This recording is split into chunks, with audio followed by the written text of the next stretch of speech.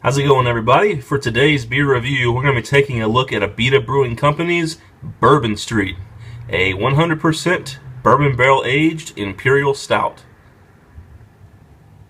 So this is Bourbon Street Imperial Stout by Abita. Now, I was kind of iffy on this. He said, man, we should give it a try because, we're kind of suckers, especially me, for anything that's a stout that's aged in bourbon barrels.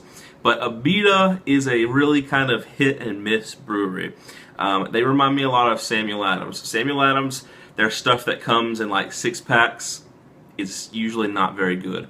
But on the flip side of that, Sam Adams like single bottle or quart bottle bomber stuff where it's a special brew is phenomenal sometimes. So let's hope that it's the same for this. It gets decent marks from what I've seen.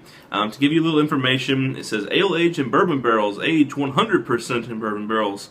10% alcohol by volume, so that's pretty monstrous. And it says Bourbon Street Imperial Stout. This Imperial Stout is a dark colored ale brewed with pale caramel, chocolate, and roasted malts. Oats are added for a full sweet taste. After fermentation, the ale is cold aged for 6 weeks to ensure a smooth flavor before bourbon barrel aging begins.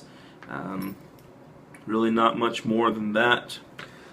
Abita is kind of close to us. We're not very far from Louisiana, so we hear a lot of people that are like just really big fans of it. And it's kind of like Shinerbach with Texans. Yeah, Shinerbach. It's nothing really special, but you have to give it some love because it's your local traditional brew, So of course you have a lot of people here who just like swear by Abita. But I'm hoping this is going to be pretty good. Straight out, the color. Very dark, almost mahogany brown. I'm going to pour this down the center and see what kind of head I can get on that. Looks like it's almost building up to something. You got a lot of interesting color. Yeah, that's actually not bad. Interesting pour. It's about 1.5 fingers to 2 fingers of what I would call medium tan head. It's pretty creamy, but the bubbles in it are huge. Still got some top meat. Even when I'm the first one to pour, I think it just wants you to have the beer, man. Yeah, we had the argument that I keep pouring way too much, so he was like, oh, I'm going to pour this time. I'm still going to get more. Up into the light, it is licorice black. I see nothing coming through there. Nope, it's pretty much black. Nice. What color would you call that head? That's weird, man. I think it's toffee. Yeah, I just say medium tan. I don't get all fancy with the head color. Okay, listen. I was raised by women. I'm not trying to be a hater here, but do you smell wet dog? Hold on. I smell a little bit of wet dog. I smell coffee, dark chocolate. No, I mean, like you tell your honest truth, but man, I can't even very much wet dog. I can't even get past. Is mine different than you, or am I just tripping, or am I just different than you? Well, yeah, actually. Is mine different? If you hold it straight, like kind of far away, it does have a bit of an odor. Wait. I'm talking about getting straight up in it. Yeah, straight in the middle, it does have a bit of a taste. If you kind of angle it, though, and get it right up to the nose, it's not bad. I guess. We might need to explore the possibility that our faces smell. I don't think so, dude. Maybe it's because it's not, like, room temp yet. It's still a little cold, but it shouldn't do that. Yeah, it still is a little cold. I mean, I can pick up some slight sweet things of caramel and chocolate, but I straight up smell freaking wet dog. I'm not joking. That is one of the foulest smells I've ever smelled on a stout. Well, you're not getting that though, really, are you? I'm not getting it. I'm not getting it as much. I smell what you're smelling a little bit. I shouldn't be there a little bit at all. Is my head smaller than yours?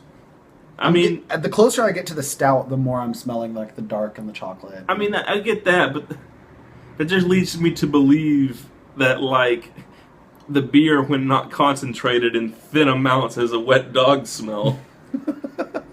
I'm not even playing right now. Yeah, now I'm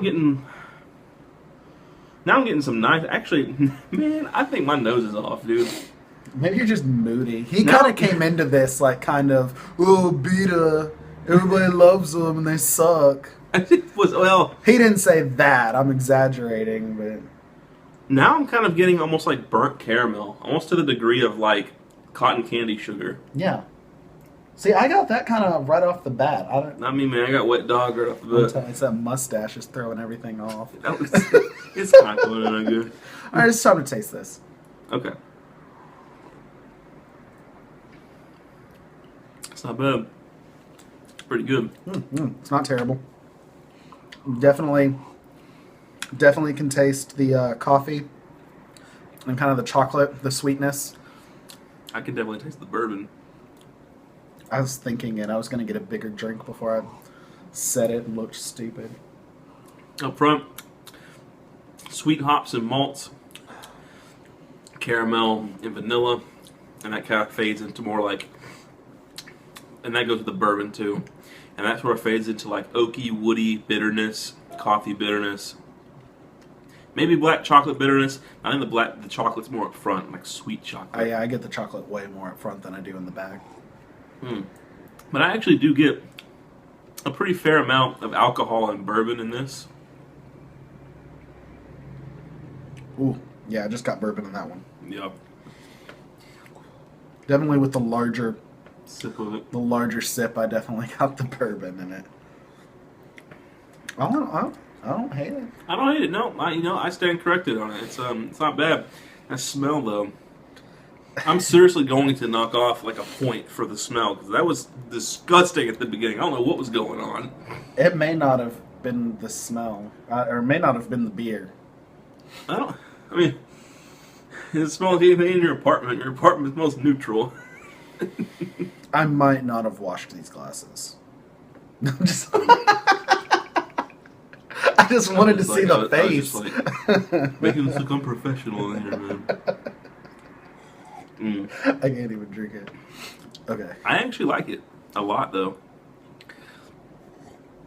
I'm going to give it, as far as a rating for me goes,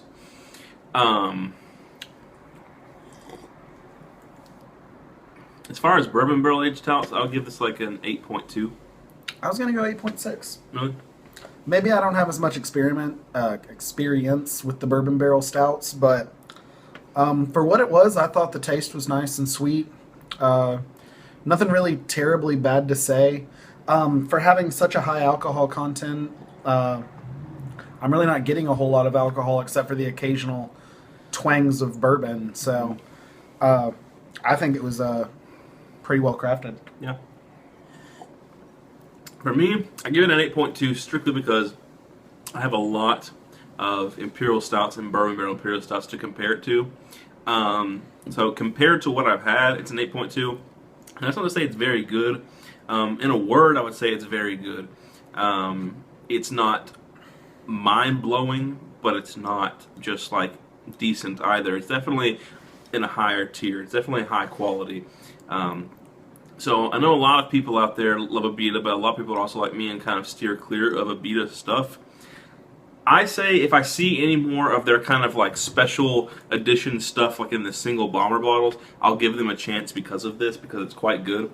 For me, I think this could have been pushed to an 8.5 if the aroma was better. And I'm not even just talking about the wet dog smell. even now, the aroma is nothing impressive to write home about. To me, it just smells like a very sweet, almost caramelly sweet Shiner Bock to me. The aroma could have been more upfront. But all in all, I would say it's a very good bourbon barrel stout.